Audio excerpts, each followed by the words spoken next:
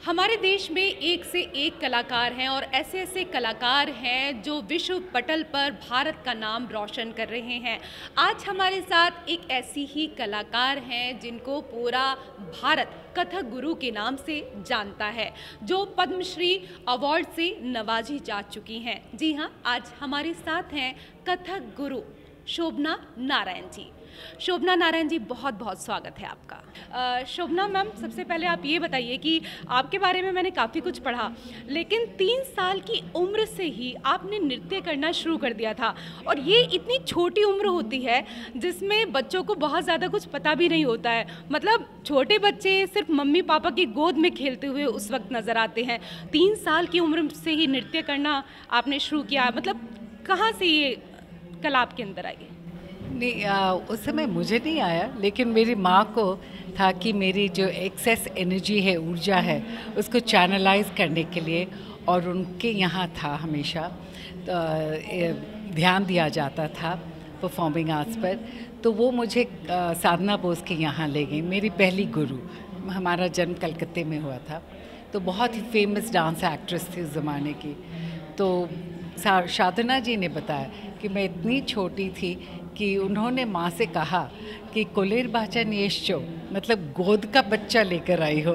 और लेकिन जब उन्होंने पैर पकड़ के ताथे थे तक कराना शुरू कर दिया, उस समय मुझे ऐसा हुआ कि जैसे मछली को पानी मिल जाए, जीवन मिल जाए, मुझे मेरा जीवन मिल गया था।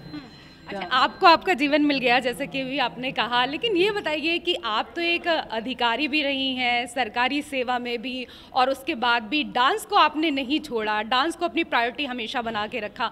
तो कैसे दोनों में तालमेल आपने बिठाया? दोनों मुझे बहुत अच्छा। देखिए, अगर आप दिल से कुछ भी करें, पैशन के साथ करें, सब कुछ बैठ जाता है। और बचपन में पढ़ाई का भी बहुत शौक़ था, जितना नृत्य तो मेरे लिए जीवन ही है, आत्मा है। क्या आप सांस लेकर बगैर जी सकती हैं? नहीं। तो जीवन, अगर नृत्य मेरे सांस है तो बाकी भी चीज़ है साथ साथ। तो बचपन में ही दोनों ही चलता रहा, पढ़ाई और नृत्य। और बाद में पढ़ाई जो है उसके बदले में सर्विस हो गया, तो मेरे लिए कोई प्रॉब्लम नहीं थी। आज के समय में बहुत सारे आपके शिष्य हैं जिनकी आप गुरु हैं, लेकिन आपसे ये भी जानने चाहेंगे, आपका गुरु कौन रहा? मेरी सबसे पहले गुरु कलकत्ता में साधना बोस, जिन्होंने शुरुआत कराई। उसके बाद मेरे पिताजी का तबादला बॉम्बे हुआ, तो वहाँ गुरु कुंदन लाल जी, बाद में पता चला कि कुंदन लाल सिसोदिया। बहुत प्यार से उन्होंने, जयपुर घराने के थे, बहुत प्यार से सिखाया। जब मेरे पिताजी का तबादला दिल्ली हुआ तो गुरु बिरजू महाराज जी लखनऊ, तो वो पूरा जो अंग की खूबसूरती और एस्थेटिक्स बहुत ही, उन्होंने तो 64 से उनके साथ थे।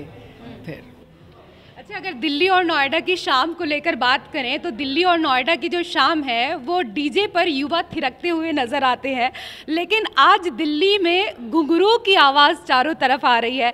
तो किस तरीके से आप इसको देखती हैं? जाहिर सी बात है कि आप तो इसको लेकर खुशी होंगी, लेकिन जो बच्चे कथक सीखना चाहते हैं उनके लिए क्या कहना चाहेंगे? मैं कहूँगी कि देखिए, हमारे जीवन में हर किस्म के रंग आते हैं, और रंग होने भी चाहिए। डीजे वाला म्यूज़िक भी एक जीवन का एक हिस्सा है, लेकिन ये जो हमारी कथक और हमारी शास्त्रीय नृत्य और संगीत की परंपरा है, वो हमारे यहाँ की संस्कृति और यहाँ की फ़िलॉसफ़ी की खुशबू लेकर के आगे आती है। तो हमें उसको हमेशा बाकायदा, क्योंकि हमें फाउंडेशंस देती हैं, रूट्स देती हैं, तो उसको भी, वो हमारे जीवन का एक अंग बनना चाहिए जितना बाकी सब चीज़ है, क्योंकि वो उसके रंग बदलते जाएंगे। इसके जो है एक स्थायीपन है, एक वो कायम रहता है, और इसमें आपको गहराई है, आपके फाउंडेशंस, आपके जड़ें मजबूत होती हैं, और जीवन में ले, और इसमें भी एक आनंद है।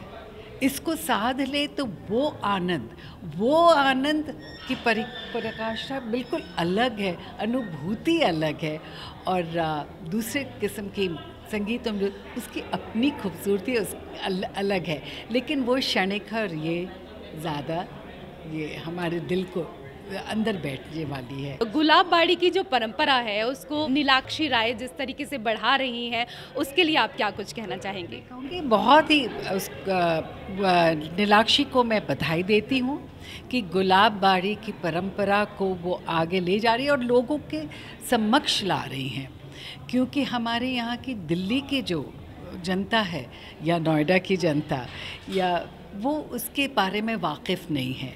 एक ये पूरब का एक अपना अंग है और हमारे यूपी बिहार का एक अंग है, तो इसकी परंपरा और इसकी खुशबू और इसकी एक खूबसूरती और उसमें एक जो आत्मीयता है और वो हम नेचर से जुड़े हुए हैं और नेचर के साथ साथ हर एस्पेक्ट ऑफ लाइफ से जुड़े हुए, जिसमें नृत्य और संगीत और हमारी परंपरा और खान पान एक रहन तरीका जो है वो सब जुड़ा हुआ है, वो उसकी खुशबू मिलती है। तो बहुत अच्छा लगा। नीलाक्षी को बहुत बहुत बधाई और बहुत आशीर्वाद जी। और आपको भी बहुत बहुत बधाई, क्योंकि आप भारत का जो नाम है वो इस तरीके से बढ़ा रही हैं और हमारी परंपराओं को लगातार आप आगे बढ़ाती आई हैं। बहुत बहुत शुक्रिया शोभना नारायण जी हमसे बातचीत करने के लिए। तो हमारे साथ जुड़ी हुई थी पद्मश्री शोभना नारायण जी। AP न्यूज़ के लिए कैमरा पर्सन अमन के साथ मैं रेशु त्यागी, दिल्ली।